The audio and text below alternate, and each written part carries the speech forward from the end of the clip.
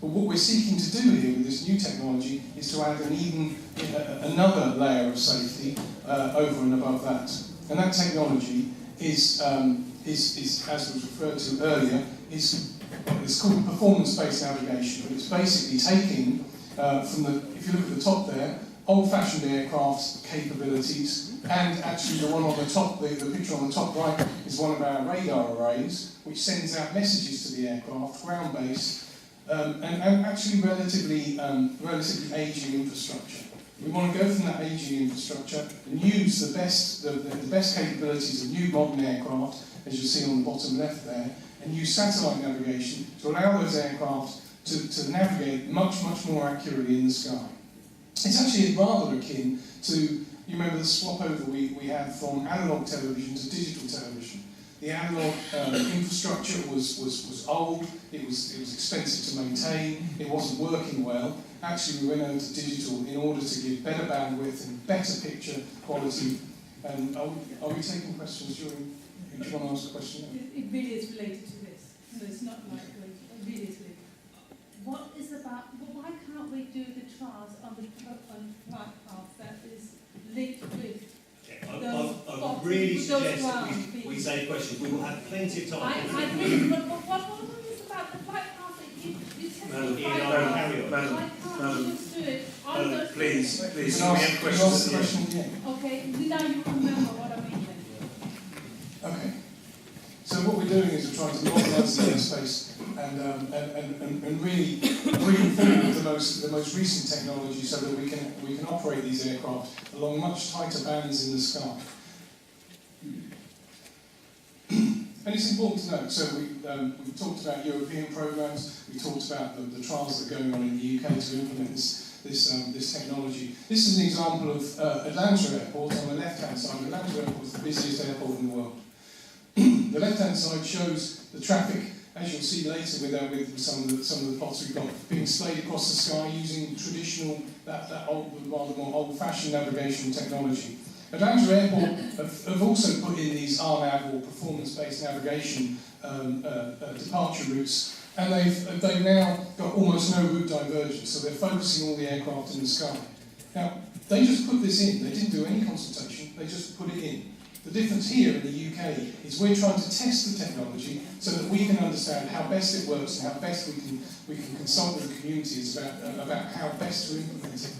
Another important point about this performance-based navigation is, it's not been mentioned yet, it's mandated. So the Civil Aviation Authority are going to mandate this technology. It will have to come in by 2017 for aircraft and by 2019, 2020 for airspace. So we need to put this in place as part of a European-wide mandate for this new technology. So in the US, they've just put it in. In the UK, we're doing it rather differently. We're trialling it. We're trying to understand how best to use it, how best to try and minimise some of the noise impacts, perhaps by alternating the routes around the sky to replicate the current alternation we have through natural variance in navigation technology. So, but in the US, they're just putting this technology straight into action. On the same route. No, we're going to carry on with the presentations, or we really won't respond to some of the other issues. So, allow me just to say, I know everyone's got another questions, and I know that a large number of people here think there are new routes being flown. I understand that with the corresponding. Can we just wait till the end and we'll address it? Good evening. I think I might have fun here. I'm an air traffic controller. I work for NATS and I've been seconded to Heathrow. My name is Dan Foster, and this here is quite cool. Go back one. Pointer. This was set in 1960s approximately, so this is for the aircraft you saw previously. So the slow moving, I'm sure you can all remember the 111s, how noisy they were. They didn't climb particularly well. These are the routes that they fly on. And these are called SIDs, so Standard Instrument Departure. I have a real problem. I'm an air traffic controller, so I work for ATC, work for NATS, and I speak in acronyms all the time, so I apologise hugely. So let's get one out of the way really early, because I will mention it a lot. A SID is a Standard Instrument Departure, and it means, instead of my controllers having to tell each individual aircraft what to do when it gets airborne, so that's how to fly, how fast to fly, how to turn, when to turn, what level to climb to, we put it all into a package which is called a SID. So some of these SIDs here, this one here is a competent SID. All that information for the aircraft is already with the aircraft before he takes off. So, about 1960s, this is the competent SID, and going off the end is another one called the SAM SID. So you've got two SIDs coming over here. So, these are the routes on the westerly departures before the trial. So you can see, if you remember where we were before, Compton and Sam, we've got another SID coming down here, and another SID coming down here. That's the Dover, that's the Midhurst. So that's where we are at the moment. So occasionally you will get overflights. As soon as the aircraft hits that point there, and they're at 4,000 feet, my controllers can vector them. That means they can take them off the route, they're out of the noise, and they can start taking them where they need to go to. Excuse me. Jennett, might you be worth explaining westerly and easterly? Yeah. So there's westerly departures and easterly departures. In Britain, we normally have a southwesterly wind. Aircraft like landing into wind because they need the airflow under the wings to keep momentum going so they can climb or descend. So at Heathrow, we spend most of the time, 70% of the time, on westerly operations, so going that way, landing that way over London. Unfortunately, for the last year or so, we've had a lot of easterlies. That's part of the problem, and luckily part of the solution for us of finishing the trials relatively early. Because we had more easterlies than we've ever had before within a year, it gave us the trial numbers very, very quickly. Why pick Heathrow for a trial? If you're going to do a trial, and the Civil Aviation said, we want to write a rule book on this new PBN, this is performance-based navigation, this is all about the satellites, we need to write a rule book on how that works. We think we know how it works. You can't go to anywhere else. You can't go to America and take it because we need the evidence that satisfies the safety standards for Britain. You go to Heathrow, does it very quickly. Lots and lots of aircraft. Very big fleet mix. And more interestingly, when talking about the fleet mix, we also get 92 different carriers as well. So you get all the operating procedures they use. So what did we do during the trial?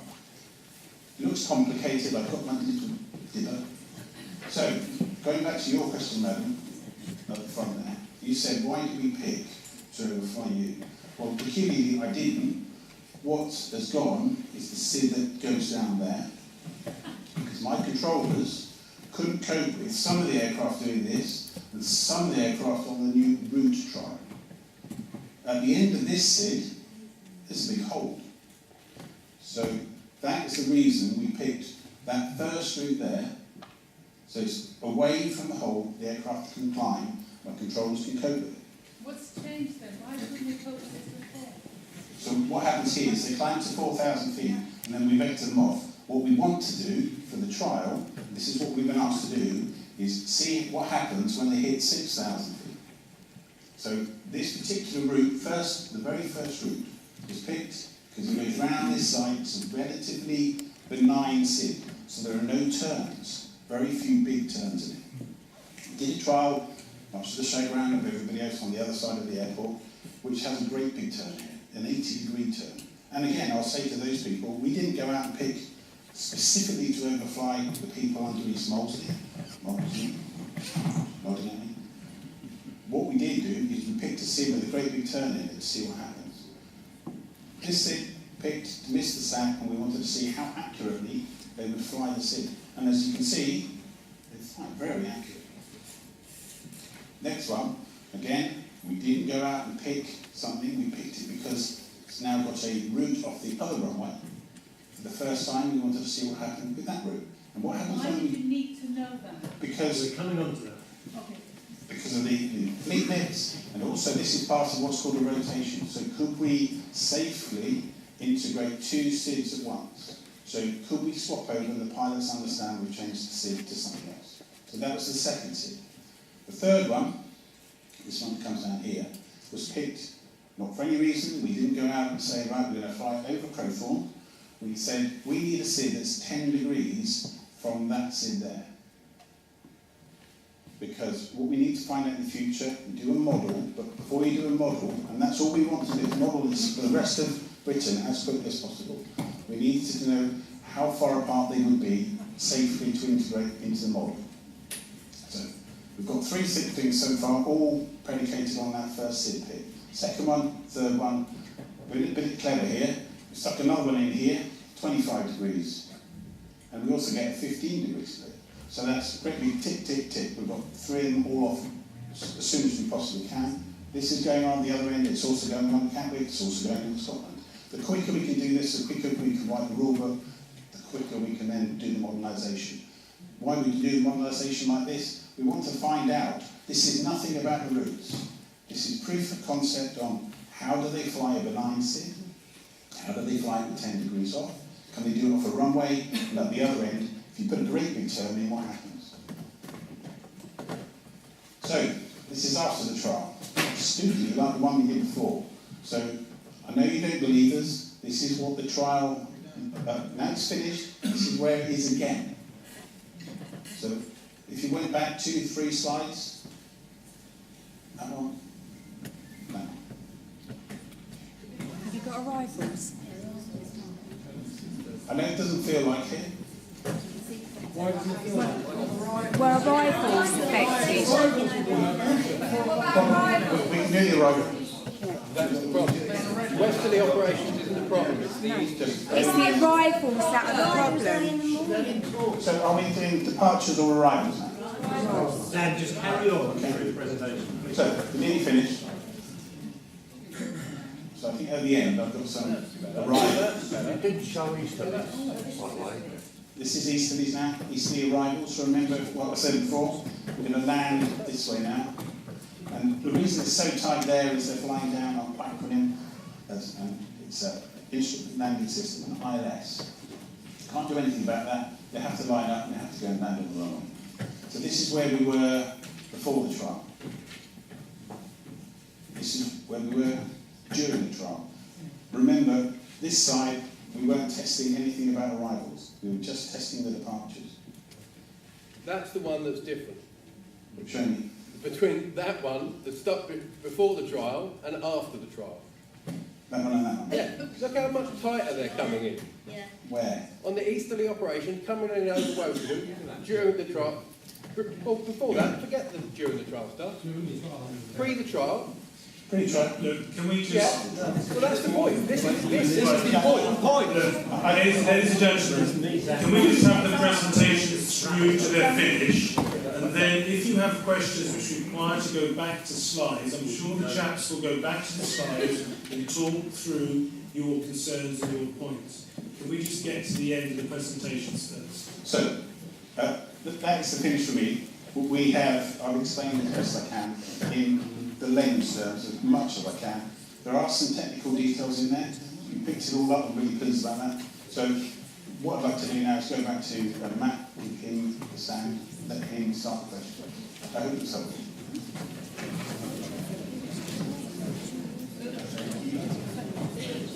So, just to reassure you, we're very close to the end. There'll be a chance for questions. We can go back to any of the slides, explain in more detail. What we've tried to do is give a bit of an overview and explain some of this. So, just in summary to finish, okay, hold on.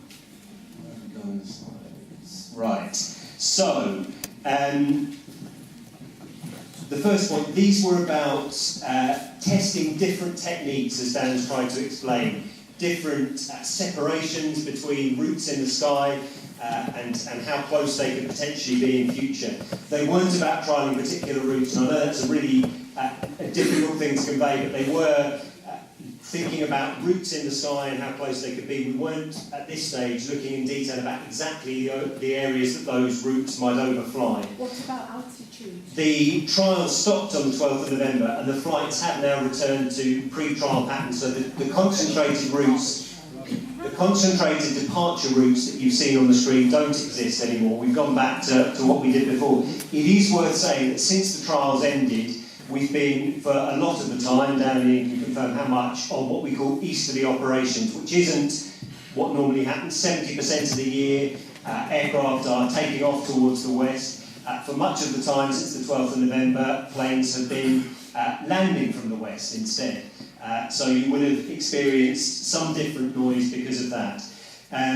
As Ian said, we're required to introduce these changes, but any permanent changes will be subject to a full consultation Nothing's been decided. The final decision for any changes to airspace, not just Heathrow, anywhere in the UK, rests with government. And these are, just to really make a point clear, these aren't related to Heathrow's plans for a new runway. We would have to modernise airspace. Every airport in the UK would have to do that anyway.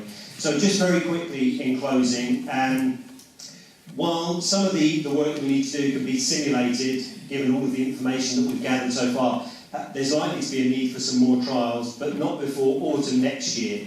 We don't know which areas they might be, which bits of the sky we might need to conduct trials in, but we've very clearly learned that from this experience that we need to communicate much better in future. We need to take newspaper ads over a much larger area. We need to write to MPs in a much larger area. We need to have sessions like this to explain to people beforehand what we're planning to do, and to answer people's questions and to ensure that we can take feedback on board.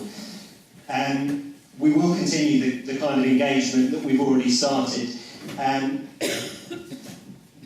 as I said at the start, really, this is new territory, and I just really want to come back to that point in closing.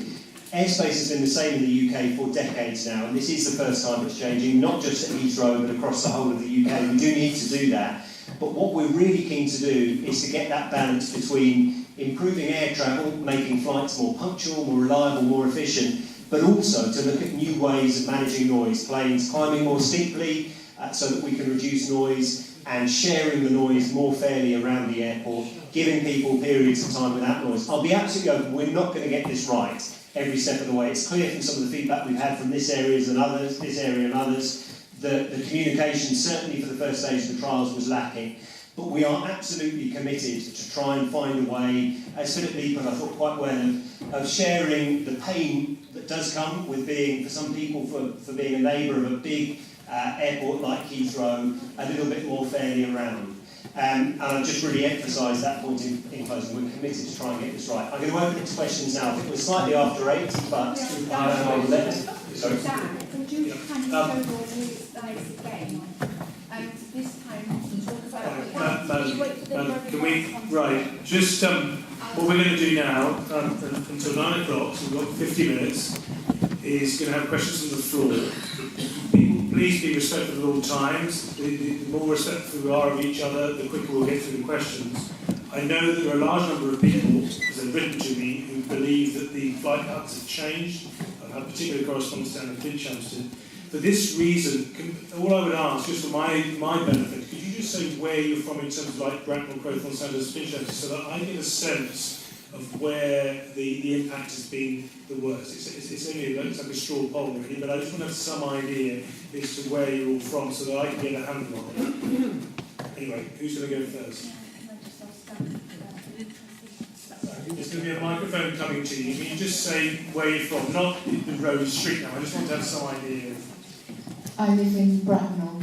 And the question is for Dan, please, to show those 3 stages again. So pre-trials, during trials, inverted commas, and post-trials. Please, could you kindly just also share with us altitude, the actual altitude, because I think that's a key factor that hasn't been referred to. We've talked about these SIDS, which I presume are euphemism for flight path.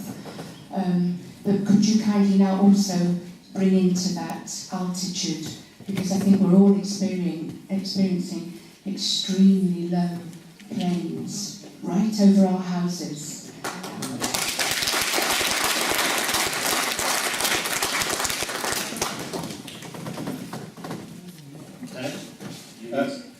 So there hasn't been any change in terms of altitudes for departures. There was a change in the route, which is finished, and on a departure route, the way they will climb won't necessarily change unless there's something in the way. So one of the things we did find is during remember there was a route that came out just going past Ascot.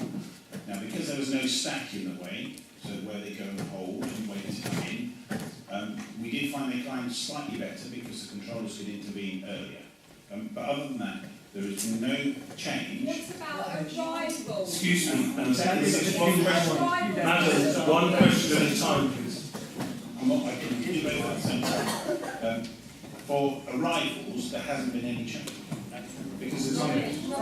And then, How do you explain the different levels of noise then? There's been no changes. well, that's the next. Wait, look, this is going to descend into chaos if everybody... Madam, I mean...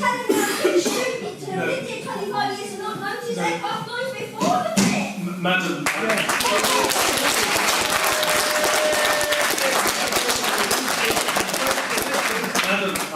I'm aware that there is a problem with this. My point is that we're not going to get through this meeting in an efficient way if everyone starts shouting out. I take note of what you said, of course I do, of course there have been changes, I've had a large amount of correspondence, but this public meeting must remain civil, otherwise it's pointless at having it. Can I just suggest that we focus initially on, I'm hearing two issues. There's an issue about departures on Westerly operations, and there's an issue about arrivals. Can I suggest that we cover both? We start with the Westerly departures, and we can just recover those slides and take questions on those. And we've got some data and altitude for those, and we can then look at arrivals. And we're very happy to take questions on both. Dan, if you could just stand up so you can see what I'm looking at. Dan, what I'm just putting here is I think one of the questioners asked for the slides that show pre-trial and trial departure routes. These are westerly departure routes over this area. So the red dot in the middle is Bracknell railway station, I think. No, it's here. So just and I know you don't all live exactly here, but we hope that gives you some sense of what you're looking at. So this is a typical day before the trials began. So planes are taking off towards the west, but they are very widely spread over this area. There is no route over this area, no specific departure route.